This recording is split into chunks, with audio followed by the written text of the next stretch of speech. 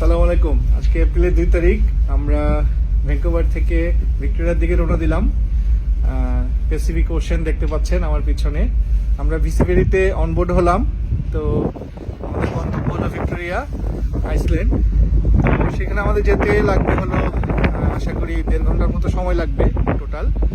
ফেরিতে থাকবো উইথ আমাদের গাড়ি সহ আমরা ফেরিতে। তো গাড়ি ডেক 3-তে রেখে ডেক 5-এ উঠলাম খোলা ডেকের মধ্যে, যে আপনাদেরকে ফেরিটা দেখাইও ওশেনের যে সৌন্দর্য সেটাও আমরা উপভোগ করি।